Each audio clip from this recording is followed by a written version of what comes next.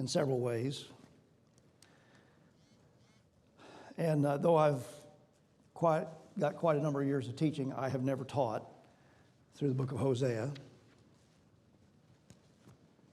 And if you're like me, and if you've studied it at all, you have questions that we're probably not going to be able to answer, at least not definitively. I have some speculation to share, and that'll be evident, I think, as we go along. And before I give you the background, this is the takeaway up front. Does God ask his people to do things that don't make any sense to them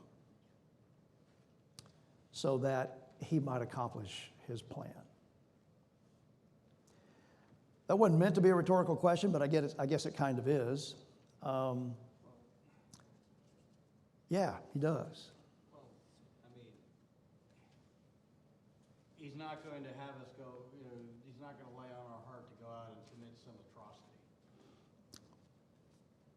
Okay.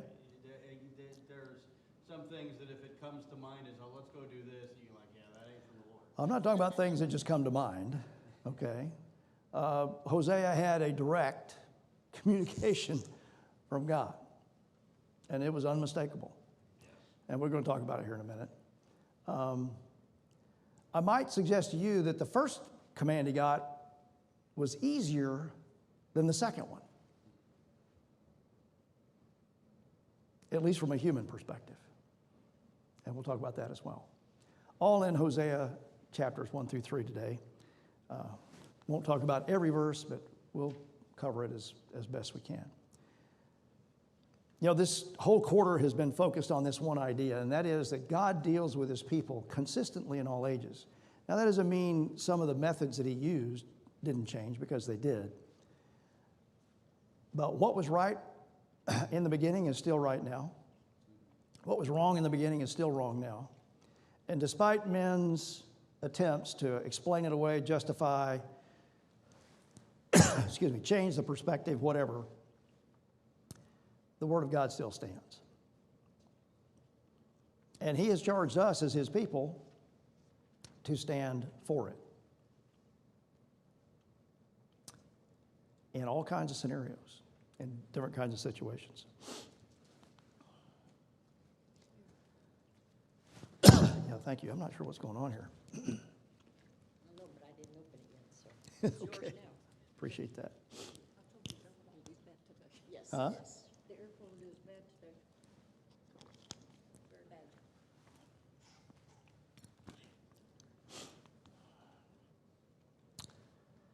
Two key verses I want to focus on today. This one is from Hosea 1, verse 9. Then said God, call his name Lo-Ami, for ye are not my people, and I will not be your God. Now, if you've studied the scripture at all, you know from the very beginning until this very day, God's desire is that he would be our God and we would be his people. And he has done everything divinely possible to affect that in our hearts. But at this point, he makes this statement. How bad did the spiritual condition of Israel, the northern kingdom, need to be for God to deliver that message?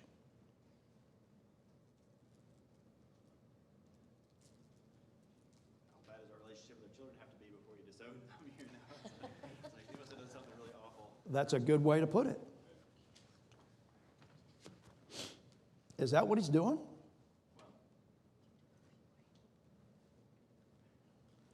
Let me go back. And we'll put this in a little more context here in a few minutes, but we're talking about the name of the Son and all that part. Ye are not my people, and I will not be your God. I feel like maybe it's more like maybe not disowning them, but basically saying that don't look to me for support, and I'm that sort of thing, and I'm not going to be here when you need me. You remember in the Ten Commandments where it said, "For I'm a jealous God"? In other words, what is he determined that he will not do? Suffer their rebellion much longer. He will not share, listen to me, he will not share your heart with another God. He's either God or he's not. So that verse, when you look at it, you're not my people. They had already demonstrated by their idolatry that they, best case, were trying to put a foot in both camps. And worst case, we're just going through the motions and we're totally sold over to idolatry. That's how bad it was. So this is his response to their condition. You're not my people, I will not be your God. Now that's not the final statement in Hosea, fortunately. But he is delivering that message through Hosea to a particular cadre, group of people, a generation, if you will, in Israel. Because there's no plainer way to put this. They had crossed the line. They had pushed him too far. And yes, you can do that. You can do that. Here's the second one. Afterward shall the children of Israel return and seek the Lord their God and David their king, and shall fear the Lord and his goodness in the latter days.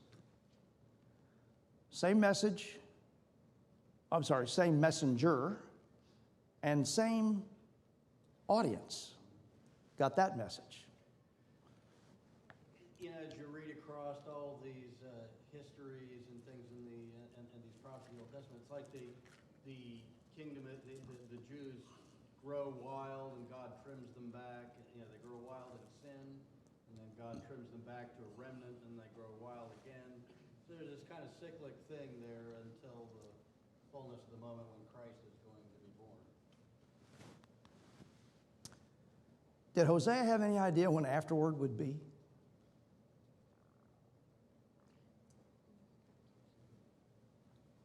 Not in a clear timetable sense.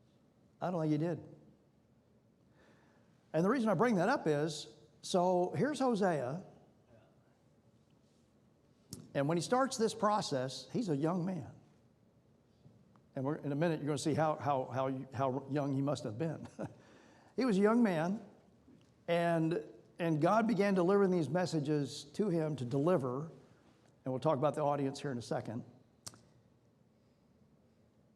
And he had to accept everything he heard, except for the current condition which he could see and observe with his own eyes. But everything else, he had to accept on faith.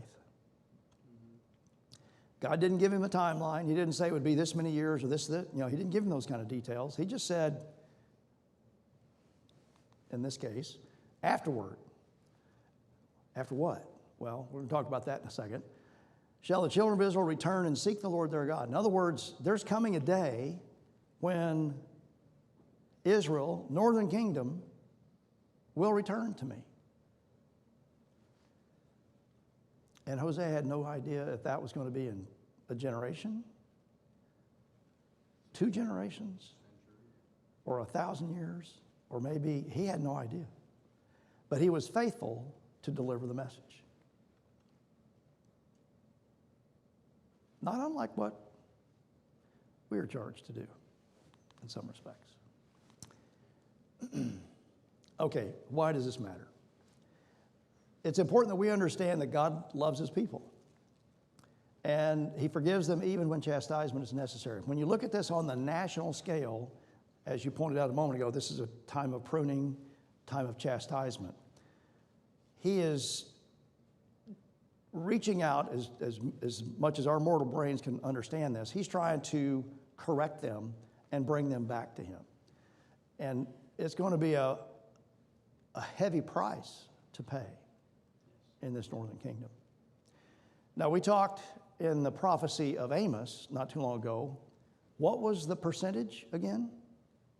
Do you remember? What did he say? How many would survive? 10%. 10%. He gave several numbers. He said only 10%. The remnant would be like 10%. That's sobering. Hosea is a difficult book to understand because God instructed Hosea to take unto thee a wife of whoredoms.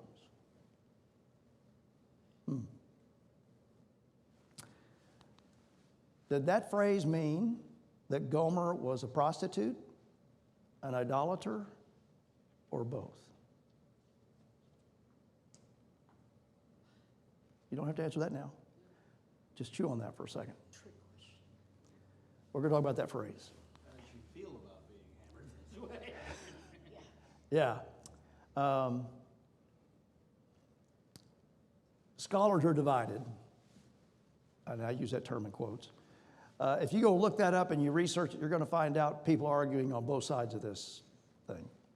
And it's split just about down the middle. I have my own thought. You probably have yours as well. In quick review, Northern Kingdom, Southern Kingdom, we've already gone through this time period, and we're into this one. In Hosea 1:1, the word says that Hosea prophesied, the duration of his ministry spanned from Uzziah to Jotham to Ahaz to Hezekiah. I could let you do the math, but I've already done it. That means he prophesied for about 80 years. Don't know how old he was when he started, don't know how old he was when he finished, but if he prophesied during the reign of all four of those kings, and we'll talk about why the reference to Judah here in a second, but 80 years. That's a lifetime. That also means, how old was he when he started? He was a young man. Late teens, early 20s, probably. When God gave him this call. Wow. Today, the outline that I propose to you is, number one, obedience tested, Hosea 1:1 and 2. The children, Hosea 1:3 through 9. Future restoration, Hosea 1:10 and 11. Gomer/Israel unfaithful, Hosea chapter 2, 1 through 13. And then Israel purchased. And I really want to save some time on that last one, because I really believe the second command that Hosea got from God directly was harder than the first.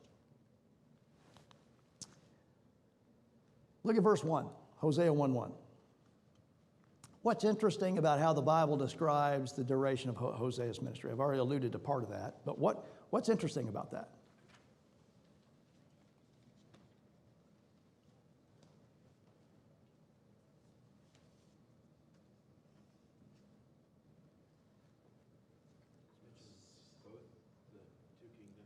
Both lines of royalty are mentioned. Hosea's prophecy is oriented to the northern kingdom, but he tracks his ministry, the duration of his ministry, by the kings of the southern kingdom. Why would he do that? Jeroboam, I don't know, just the timeline-wise, Jeroboam is the longer one, I guess, right? Yeah, so if you go back to this chart, Jeroboam 2, that's who he's talking about. That's when Hosea started, and he reigned for 41 years. And he and Uzziah were basically reigning at the same time. The chart is a little bit deceptive because you see all these names flipping over on the northern kingdom. But that's after a 41-year reign by Jeroboam 2. So a significant part of Hosea's ministry was during Jeroboam 2's reign. And as we studied earlier, that's when Amos prophesied as well.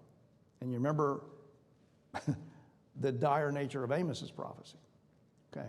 So here's Hosea coming in at basically the same time frame. So Jeroboam 2, and we've talked about the condition of Israel in those times, had more than one witness from God chewing on his ear. In fact, as we study along, you'll find out he's got another one. So he was getting multiple inputs. Hey, Jeroboam, you're on the wrong track, dude. And he was hearing it in different forms, different fashions, different styles of delivery. Sound interesting? And then what is interesting to me is no mention is made of the succeeding kings on the northern kingdom, but he tracks his ministry through the kings on Judah.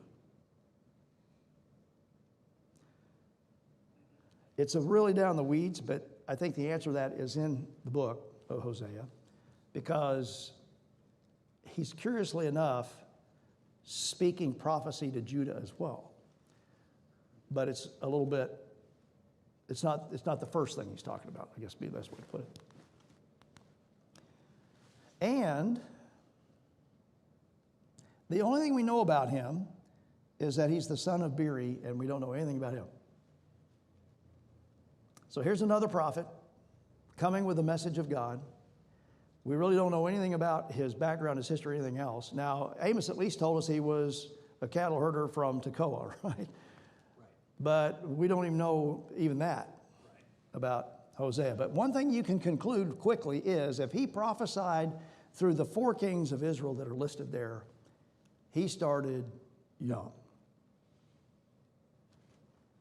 But, and can you also infer, since Amos was sort of an exception because he brings it up, so the fact that that Hosea doesn't really make any other mention, does that kind of lean you toward he's a Levite himself? And then, We could speculate that. Yeah, I don't know. And what's interesting is Amos was told, get out of here. We don't want to listen to you anymore. But apparently Hosea did not have that happen. And it's the same hostile environment. Okay. Let's talk about that phrase in verse 2. Note verse 2 says, the beginning of the word of the Lord by Hosea. So this is almost the very first thing. The beginning of the word of the Lord by Hosea. And the Lord said to Hosea, go take unto thee a wife of whoredoms and children of whoredoms, for the land hath committed great whoredom, departing from the Lord. So the reason given is kind of easy to understand, right? But what did he just tell Hosea to do?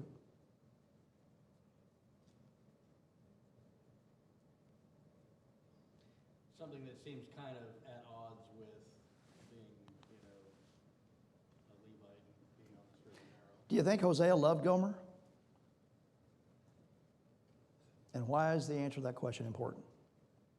It gets demonstrated later that he sought her back out again. So when the Lord picks your bait. He didn't say go marry Gomer, Well, right? He didn't call her out by name. So did Hosea have an input into this process? He did. Oh, I think we can infer that. So where did Hosea go looking for a wife? Where he was told to. well, Is this a test of obedience? Yep. It is.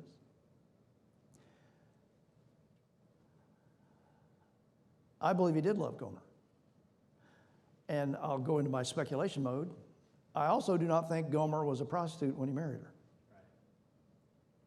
Because if you think about this, what's the point of demonstrating to the northern kingdom their idolatry if they started off there to begin with? The message from God is, you are mine. Right. And you have followed and chased after other lovers. You have replaced me with idols. So I think it's pure speculation on my part. I'm in the camp that believes Gomer was probably a fine, upstanding young lady, but she probably was not from a family that was worshiping God. if you'll allow me one other speculation, I think she was probably lost Well, because they weren't following the true God. Go ahead. secularized, she was very much. At a minimum. And so, yeah, but like I said, if you're gonna buy off that, Hosea was probably, probably a Levite himself, then I wouldn't think that he would be getting too far astray, even if obviously there were some faults that he was finding here. There's a timeless principle here about God's plan. What is it?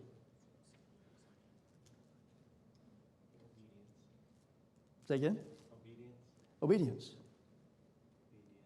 Has God ever asked other people to do things that cause them to suffer ridicule?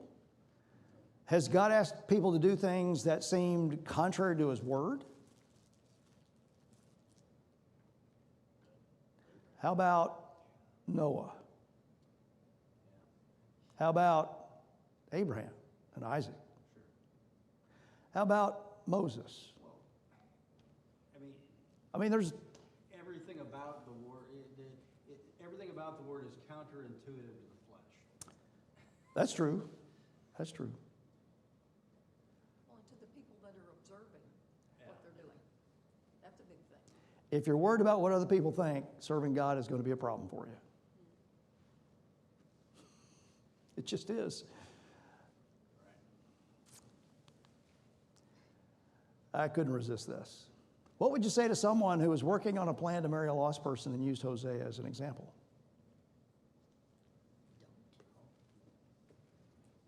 You're not Hosea. Do what? You're not Hosea. Okay, that'd be a good starting place. You could ask them, well, where is it that God told you point blank Yes. to go do this? How long have you been in prayer over this? Yeah. And serious, not that God wouldn't, and I'm, certainly not setting myself up as to speak for him, but you guys. By the way, I haven't been asked that specific question, but I've been asked one very similar to that multiple times. People justifying doing what they want to do. We're not into that, are we? Let's look at his kids.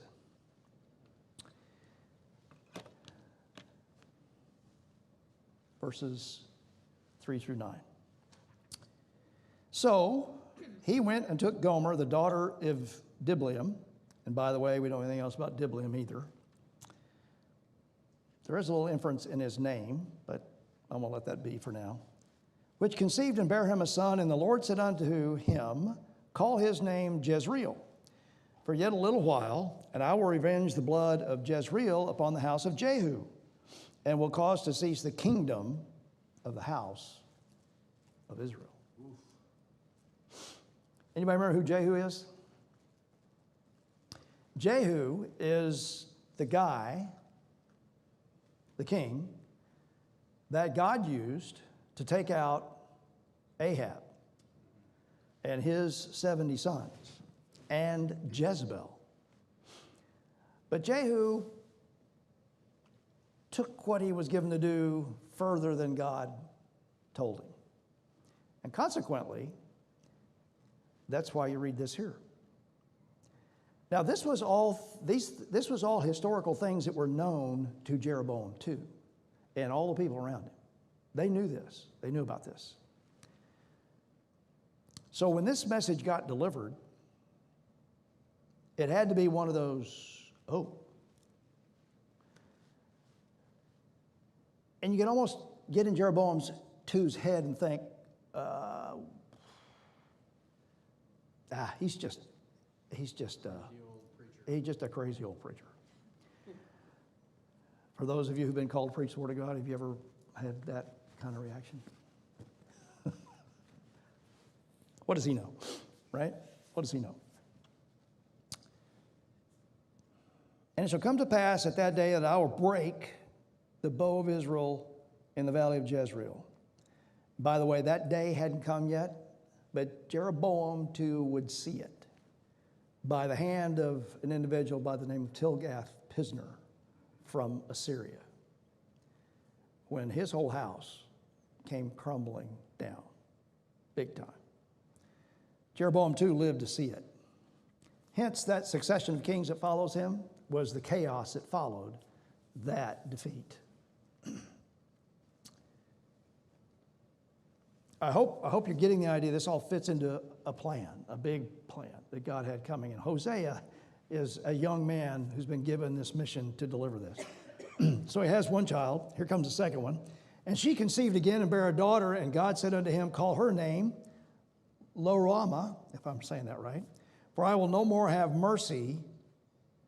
Listen, I will no more have mercy upon the house of Israel, but I will utterly take them away.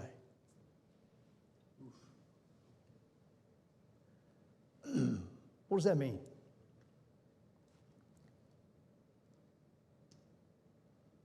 Hey, Jeroboam too, all this magnificent economy and military power and economic prosperity you're enjoying is going to go away.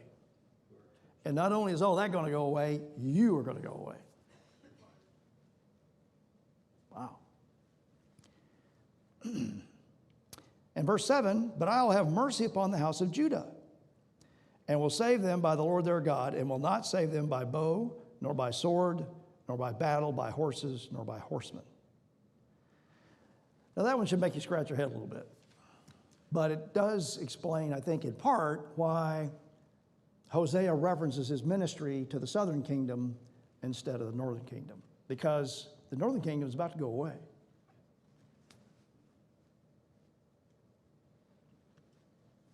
So in a sense, this prophecy is just an obituary for Israel. Yeah. Third child. Now when she had weaned Lo-ruhamah, she conceived and bare a son. Then said God, call his name Lo-ammi, for ye are not my people, and I will not be your God. That was delivered to a nation of people. Probably somewhere in the vicinity of 1.5 million to 2 million. You're done. Anybody want to volunteer to go deliver that message to somebody? You know, to me, it's a miracle that Hosea even lived as long as he did. Just the fact of the duration of his ministry, expand 80 years, is a miracle. I mean, when did he ever go and tell someone good news? When was he ever had his hand shook, say, hey, that was a really good sermon. Appreciate that very much. I mean, when did he ever get that kind of response? Like, never. Not in the book, anyway. You think maybe the people responded to Hosea's message the way they responded to God's, courting them, trying to get them, I don't have time for you, just leave me alone, do my own thing. Wow. Like, I don't care, in a way. How many people do we run into today? Hey, that's fine for you. I don't have time for that. Not my concern. Yeah, I think that's about how it went. 10:11. Yet the number of the children of Israel shall be as the sand of the sea. What? Which cannot be measured nor numbered. And it shall come to pass that in the place where it was said unto them, ye are not my people, there it shall be said unto them, ye are the sons of the living God. Then shall the children of Judah and the children of Israel be gathered together and appoint themselves one head, and they shall come up out of the land, for great shall be the day of Jezreel.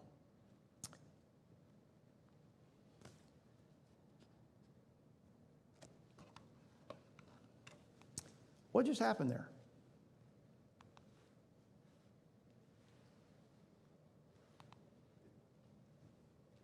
So it sounds like God's saying, hey, I'm going to honor the promise I made to Abraham. But you guys right here, you're not part of it. You're not going to be a part of it. Got a little exercise for you. Hosea 1, 10, and 11. There's 4 promises in that passage. List them on your paper. Pull them out of that content and list them.